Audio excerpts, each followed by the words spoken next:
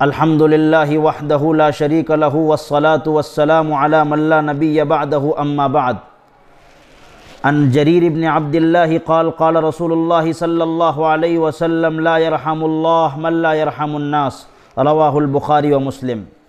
وعن عبد اللہ بن عمرو قال قال رسول اللہ صلی اللہ علیہ وسلم الراحمون يرحمهم الرحمن ارحموا من فی الارض يرحمكم من فی السماء رواہ ابو داود والترمذی۔ محترم ناظرین و سامعین، جو دو احادیث مبارکہ آپ کی خدمت میں پیش کی گئی ہے، اس میں انسانوں سے یہ مطالبہ کیا ہے کہ تم اپنا کیریکٹر اچھا بناؤ، تم اپنی عادات اور اخلاق اچھے کرو، تمہارے اخلاق سے، تمہارے کیریکٹر سے، تمہارے مزاج سے لوگوں کو فائدہ پہنچے، اور تمہارے اندر رحم و کرم کا جذبہ اور رحم و کرم کی کیفیت آنی چاہیے، کیونکہ رحمت دراصل اللہ تعالیٰ کی ایک خاص صفت ہے۔ رحمان اور رحیم اس کے خاص نام ہیں۔ جن بندوں میں اللہ تعالیٰ کی اس صفت کا پرتو یا اس کا عکس ہوتا ہے، وہ بندے اللہ تعالیٰ کی رحمت کے اسی قدر مستحق ہوتے ہیں، اور جو بندے رحم و کرم سے بالکل عاری ہوتے ہیں، ان کے دل میں رحم نام کی کوئی چیز نہیں ہوتی، وہ اللہ کی بھی رحمت سے محروم ہوتے ہیں۔ میں نے جو حدیث آپ کے سامنے پڑھی ہے، اس حدیث میں اللہ کے رسول صلی اللہ علیہ وسلم فرماتے لا یرحم اللہ، اللہ رحم نہیں کرتے اس شخص پر جو لوگوں پر رحم نہ کرے، من لا یرحم الناس، جو لوگوں پر رحم نہ کرے۔ تو لوگوں کے ساتھ رحم و کرم کا، اخلاق کا معاملہ ہونا چاہیے۔ اس حدیث میں ایک خاص بات یہ ہے کہ یہاں پر الناس کا لفظ استعمال کیا ہے۔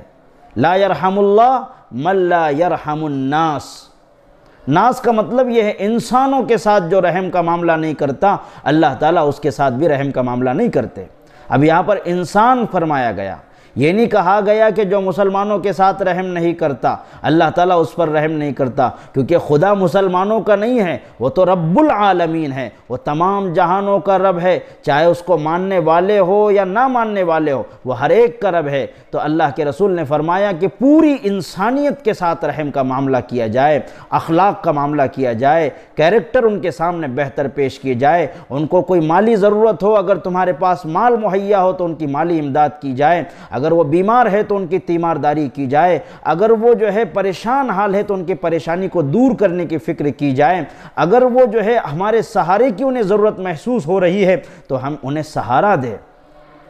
تو لوگوں جو انسانوں پر رحم کرتا ہے اللہ بھی اس پر رحم کرتا ہے۔ تو اللہ کے رسول صلی اللہ علیہ وآلہ وسلم نے اس حدیث سے پوری انسانیت کے ساتھ رحم کا، اخلاق کے ساتھ پیش آنے کی بات کی اور امت کو یہ تعلیم ارشاد فرمائی۔ دوسری حدیث میں فرمایا گیا کہ الراحمون یرحمہم الرحمن، جو رحم کرنے والے ہیں، اچھے اخلاق پیش کرنے والے ہیں، لوگوں کی مدد کرنے والے ہیں، انسانیت کا خیال رکھنے والے ہیں، بیماروں کو تیمارداری کرنے والے ہیں، غریبوں کا خیال رکھنے والے ہیں، بیواؤں کے جو ہے بیواؤں کا سہارا بننے والے ہیں، یتیموں کے سر پر ہاتھ رکھنے والے ہیں۔ نبی علیہ السلام فرماتے ہیں کہ الراحمون یرحمہم الرحمن، کہ رحم کرنے والوں پر اللہ بھی رحم کرتا ہے، رحمان بھی رحم کرتا ہے، اور فرمایا کہ ارحموا من فی الارض یرحمکم من فی السماء، تم زمین والوں پر رحم کرو، آسمان والا تم پر رحم کرے گا۔ اس حدیث میں بھی ایک خاص نقطہ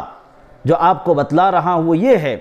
کہ اللہ کے رسول نے فرمایا کہ ارحموا من فی الارض، زمین میں جو ہے اس کے ساتھ رحم کا معاملہ کرو، یرحمکم من فی السماء، آسمان والا تم پر رحم کرے گا۔ اب زمین میں انسان بھی ہے، جانور بھی ہے، درندے بھی ہے، چرندے بھی ہیں، پرندے بھی ہیں، جو ہے دو پیر پر چلنے والے بھی ہیں، جو ہے پیٹ کے بل چلنے والے، رینگنے والے، اڑنے والے، ہر قسم کی مخلوق دنیا میں موجود ہے۔ تو اللہ کے رسول صلی اللہ علیہ وسلم نے فرمایا تمام جو ہے مخلوقات پر رحم کیا جائے، اللہ تم پر رحم کرے گا۔ بخاری و مسلم میں ایک واقعہ آتا ہے کہ رحمت دو عالم صلی اللہ علیہ وآلہ وسلم نے صحابہ کو یہ واقعہ سنایا کہ ایک شخص سفر کر رہا تھا،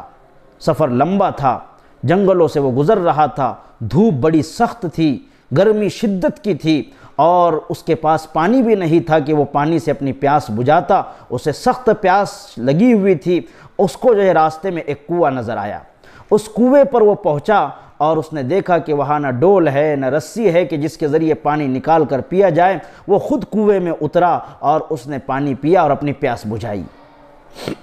جب وہ کنویں سے باہر آیا اور کنویں سے باہر آنے کے بعد جو ہے اس نے دیکھا کہ کنویں سے قریب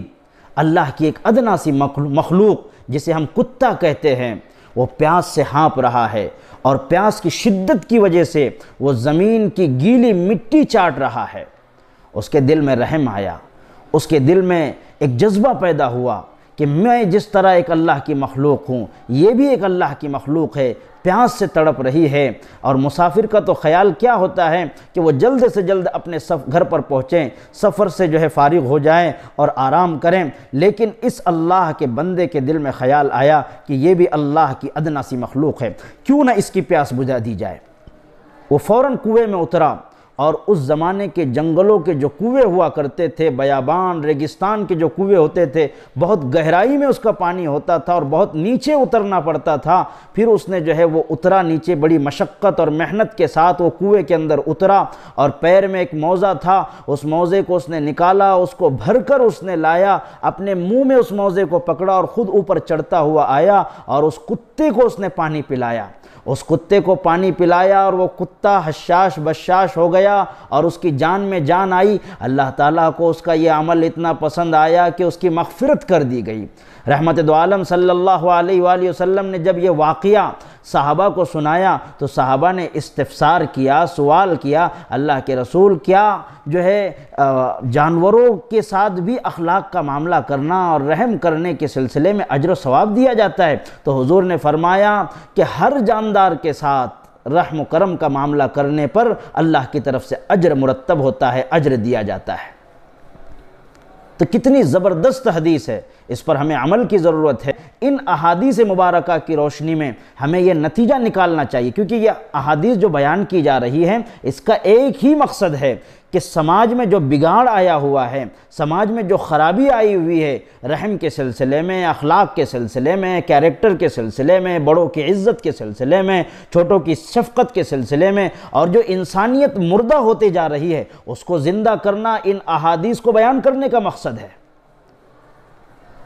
اب ان احادیث کی روشنی میں ہم جائزہ لیں۔ مثال کے طور پر اللہ نہ کرے کسی کے ساتھ یہ واقعہ پیش آئے، کہیں پر ایکسیڈنٹ ہو جاتا ہے تو ہمارے نوجوان کیا کرتے ہیں، اب اپنا جو ہے موبائل اپنے جیب سے نکالتے ہیں، اس کا کیمرہ آن کرتے ہیں اور ویڈیو ریکارڈنگ کر کے واٹس ایپ گروپ میں اور دیگر سوشل پلیٹ فارمز پر اس کو شیئر کرتے ہیں تاکہ سب سے پہلے میں ان کو بتلانے والا ہوں۔ لیکن اس سب سے اہم جو ضرورت اس وقت کی ہے، اس انسان کو جو موت و حیات کی زندگی کی کشمکش میں ہے، تڑپ رہا ہے، اس کو مار لگ گئی ہے، سخت چوٹ آئی ہے، خون بہ رہا ہے، اس کا پیر ٹوٹ گیا، سر میں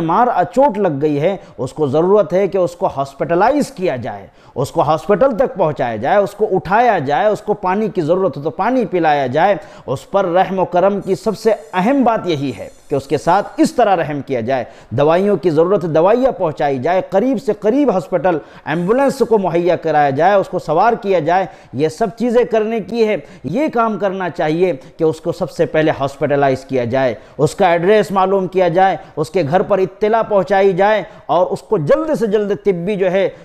سہولت فراہم کیا جائے تاکہ اس کی جان بچ سکے اور وہ دنیا میں اچھے کام کر سکے۔ یہ احادیث کا خلاصہ ہے اور ان احادیث کو بیان کرنے کا یہی مقصد ہے۔ اللہ تعالی ہم سب کو عمل کی توفیق عطا فرمائے۔ وآخر دعوانا ان الحمدللہ رب العالمین۔ یہ چینل سے خدا کی دین کی ہوتی اشاعت ہے،